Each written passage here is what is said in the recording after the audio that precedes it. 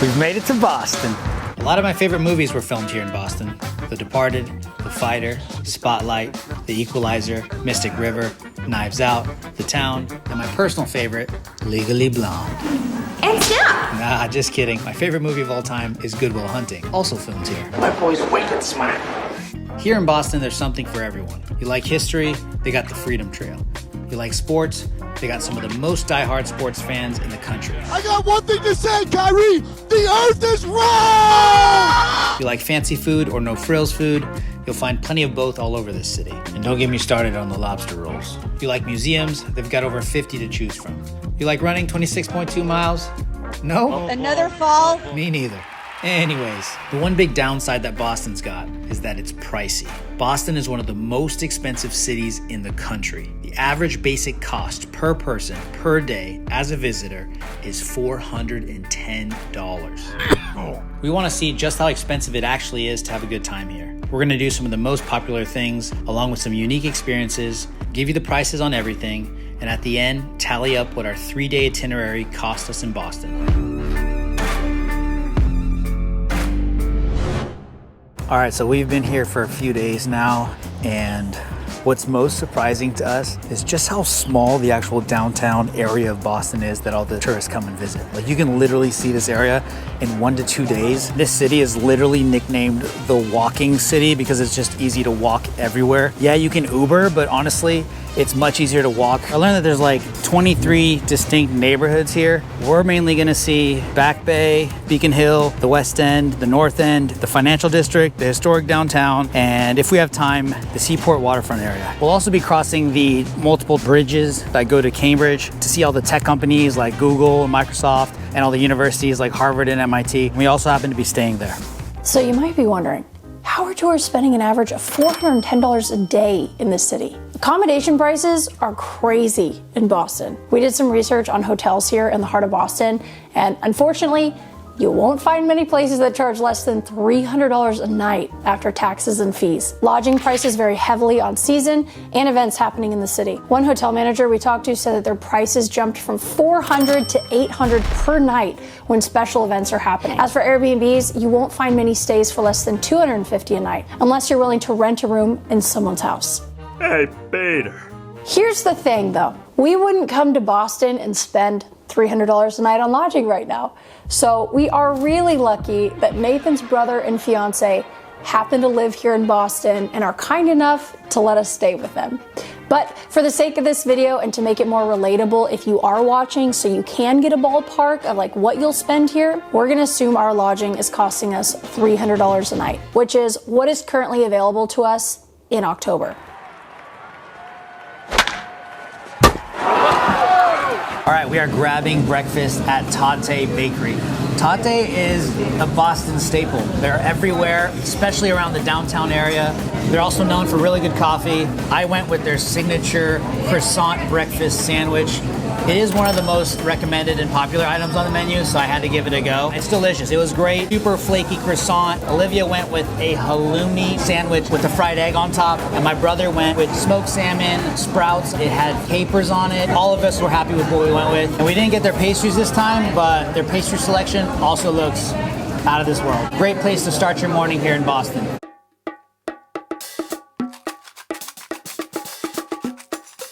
We got our map and we are doing the Freedom Trail today, y'all. We're following the double brick line. It goes around the city for 2.5 miles. We're gonna be basically checking out 16 nationally significant historic sites. I'm pumped. This is basically like a historic scavenger hunt through the city. It's also a great way to see Boston.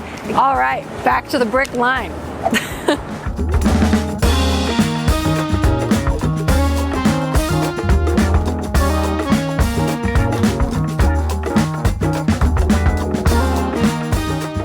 And now a moment for today's sponsor, Wander Club.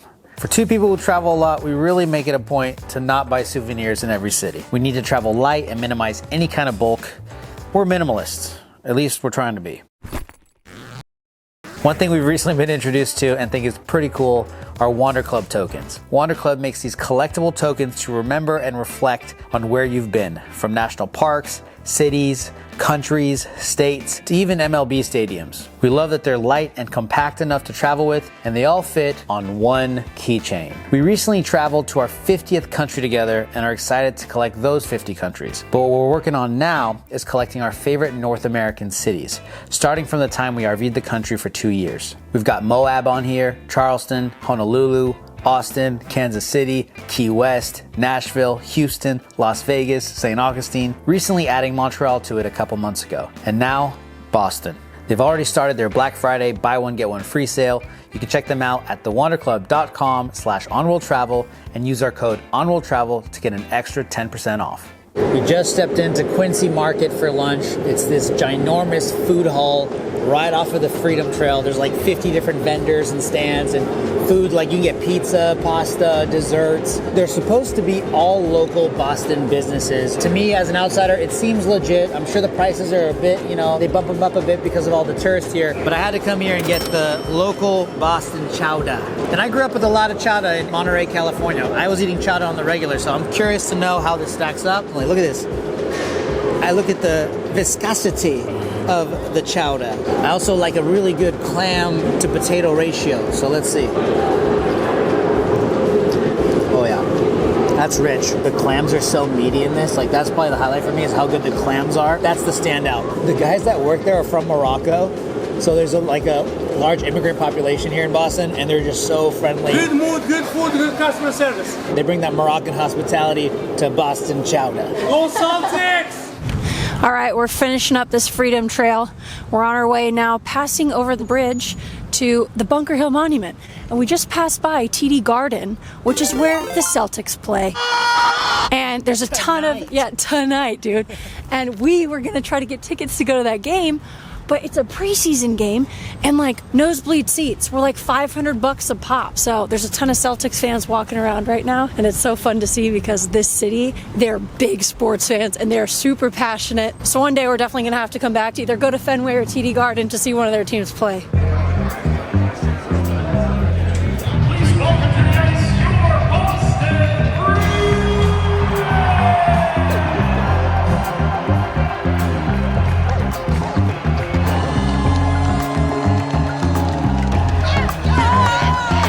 I've had a few Heinekens. Hey, we couldn't make it to a game in Fenway, but this is the next best thing. We were watching the Bruins here, and Tatte got it. Yes, Let's dude. go. All right, we are walking Newbury Street here in the Back Bay area of Boston.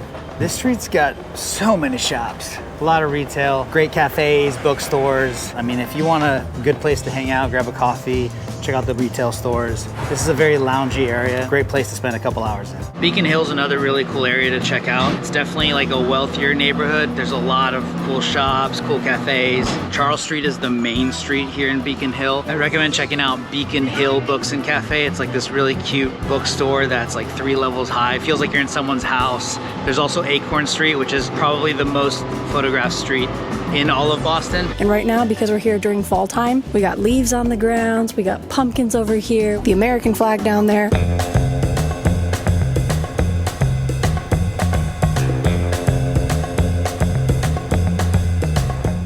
Dang. Oh my gosh, they have their own chips too. Salty Girl chips. All right, we just sat down at Salty Girl here in Back Bay. We started off with some oysters from Bahaba, Maine, but we're really here for their hot lobster rolls, the pièce de résistance. That is what they're known for. They're loaded with butter, and look at all that lobster. They don't skimp. It looks freaking insane. Ooh.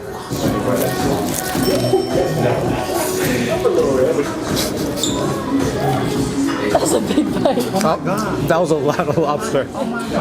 So fresh, so good. The buns are just like so nicely toasted.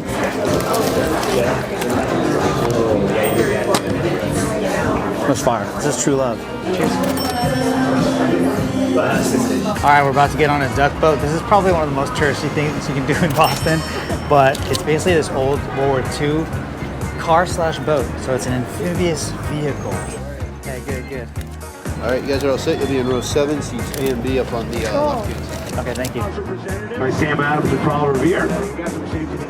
We're ready to go on the Charles River transfer from land to sea.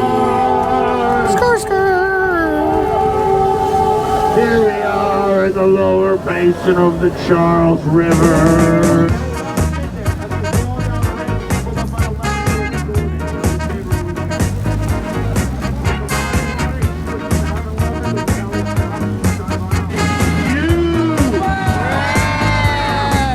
Oh snap, they're letting Olivia drive the duck boat. What is your name, my friend? I'm Olivia. And what do you want to be when you grow up? What is your dream job, my friend? I want to be a duck boat A duck boat driver. You get another sticker for the whippersnapper.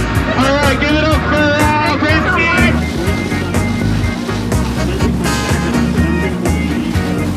Okay, killer. Now watch out on the bus. That was great. They came down to protest. About 300. All right, we're sitting down in front of JP Licks, arguably one of the best ice cream joints in the whole city. I got brownie batter and cookies and cake batter. They're literally chunks of brownie cookie dough in the brownie batter, and it's so good. And the mint chip batter that Olivia got is also, if you like mint, it's a winner. JP Licks, where it's at on a hot day like today. Give me your best lick, baby.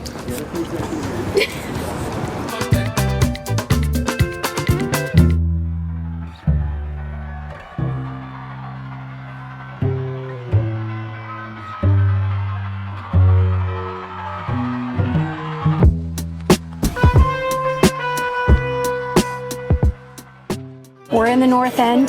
This area is basically known as like the Little Italy of Boston. And so there's a lot of really good Italian restaurants to choose from. And we decided to go with Antico Forno. And I think we made the best decision possible. We've already dug into our meal here and everything has tasted so fantastic, so good. Antico Forno actually means old oven. Most of the meals in this restaurant are cooked in a brick oven. We decided to go with a pizza because they're known for their brick oven pizzas. They're Neapolitan style and the ingredients are so fresh. I feel like you can't really go wrong here. We also went with a pasta dish. This is their lobster ravioli with shrimp. Never had lobster ravioli that tastes this lobstery. It has this much lobster inside the ravioli.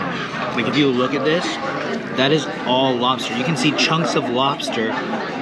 It's fantastic. And the shrimp, it's perfectly cooked. What do you know? And then we also went with an arancini ball, which has cheese inside, bolognese, peas, and of course, fresh marinara. And although I feel like you totally can't go wrong in this area of restaurants, I would definitely recommend this one. All right, so a lot of people know that you can get a really good cannoli and other Italian pastries here in the North End. There's kind of this like competition between Mike's Pastry and Modern Pastry. And we did some research and we learned that Modern Pastry actually fills theirs on demand. So the outside of the cannoli should technically kind of be crispier. We went with plain. We have a traditional ricotta filling, and then our topping, chocolate chips, yo, baby chocolate chips. I've actually never had a cannoli in my life. This is my first ever cannoli experience. So let's see. Holy shit, that's good. Oh my God. You a fan? Yeah. Wow. That's actually really good. You have the cheesy factor, but it's like perfect sweetness. It was really good. Holy cannoli.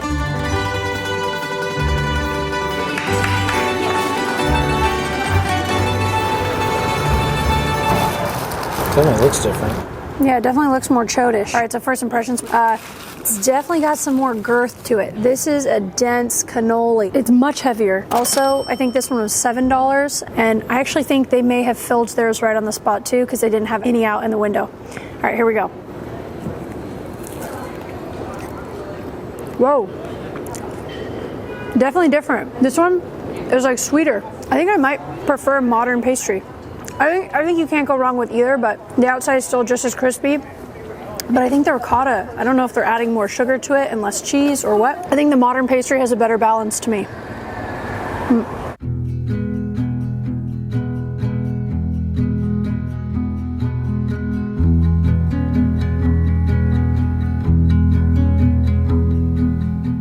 So there are a ton of parks here in Boston. 17% of the city is public green space, and you're always within a half a mile of a park. The most popular parks to visit are Boston Common and Public Garden. And another really beautiful area is along the Charles River, which I did a run there this morning and it was stunning. You have so many people exercising, going for runs on their bikes, just enjoying the outdoors, especially with all the fall colors before it gets freezing here, because we're still actually having some great weather. Just running around Washington, no big deal. We just went to the Isabella Stewart Gardner Museum, and out of all the museums that they have here, they have over 50 museums in Boston. That's actually a big reason why people come to Boston. We were told by a local, look, this is the real Boston Museum, you can't go wrong. And it's really cool because you're walking around her house. The museum itself is only 3 stories. She actually lived on the 4th. The collection of art in here is so diverse. You've got paintings, sculptures, tapestries, but the big standout for this museum is the garden. When you first walk in on the 1st floor, her garden is just incredible. I can't believe that's actually in a house. There's no plaques or signs really, and we learned that that was actually in her will when she died in the 1920s, that she wanted everything to stay as is. She didn't want the art to move. Now, one of the craziest things though about this museum and what really influenced us to want to see it is we watched the Netflix show on the heist here that happened in 1990. St. Patty's Day, 1990. 2 men dressed as police officers show up at the door. And they say very dramatically, gentlemen, this is a robbery. So 13 pieces of art were stolen, worth over $500 million. And you know, it's still unsolved. They haven't found the people that did it, and there's actually a $10 million reward out for any information that can be given. But definitely the Isabella Stewart Gardner Museum is worth seeing. All right, so Boston is such an academic city that I feel like most people are going to want to go on campus to Harvard or MIT or some of the other colleges. We got really lucky that we got to see some of Harvard because we know somebody personally who's gone there. But if you're not able to get on campus, a second best option is to come here to the Boston Public Library. It is insane in here, and our friend who actually went to Harvard, she let us know, it feels very similar to what they have on Harvard campus. It's just a little bit smaller here. So when you first walk in and you see all these people studying, which is, it's really open to the public, anybody can come here. You see these green lights, these green lamp lights that are helping people study. So cool. You have the big tall ceilings. We just walked up now around the corner and we've entered this room where there's so much art around us, which was all done by this man, Sargent. Quite a public figure here in Boston. But no, it's a beautiful library, and I feel like it's absolutely something you can't miss. Wow. This is definitely a magical time at night. Everyone's walking, which, by the way, that has been our main mode of transportation. I knew we were gonna be walking, but I didn't understand that everything is so walkable. It's insane. Like, we walked the Freedom Trail. We've been just like hopping around different neighborhoods. We have taken the T once, but other than that, walking has been the best mode of transport because you also get to see so much. There's so much history around you. And we actually learned from some locals. They're like, yeah, sometimes Uber is actually not as efficient. You could be in an Uber, and if they miss one turn, which is very easy to do in this city because the roads are like insane, that could put you off like 20, 30 minutes. So sometimes walking is actually much faster. I love that about this city. I feel like to have a walkable city in the United States is really rare. Just sat down at Flower Bakery and Cafe, another staple here in Boston. There's like, I want to say there's like 8 to 10 of these around the downtown area, and it's just a great place to grab a snack on the go. A lot of their stuff is made with really high quality ingredients. They got salads, sandwiches, pastries, really good coffee as well. We sat down for sandwiches. I ordered a Cubano and Olivia got the smoked turkey sandwich.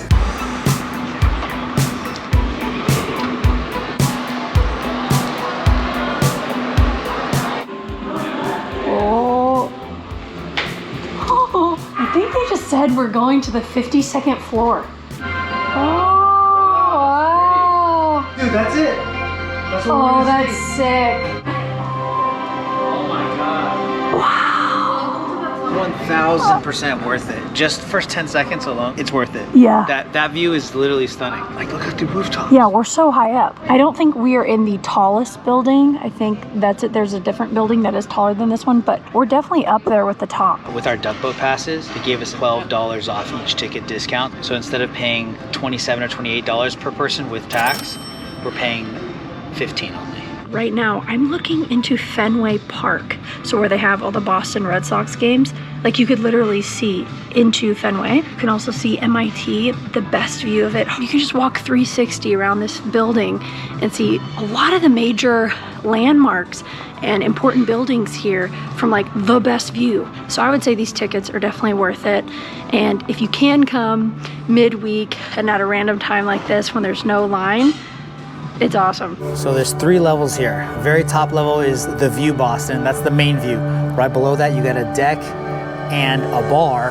And below that, you have exhibits, a bistro/restaurant, and another bar. Okay, so here's what we spent over 3 days in Boston, along with our complete itinerary. You can see what we spent on lodging, transportation, coffee, food, and activities.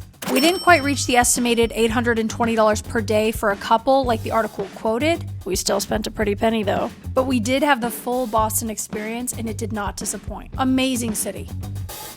You get to see Boston during the night, you get to see Boston during the day, you get to see Boston hockey, you get to see Boston baseball, you get to see Boston Celtics, you get to see all the kinds of the Boston.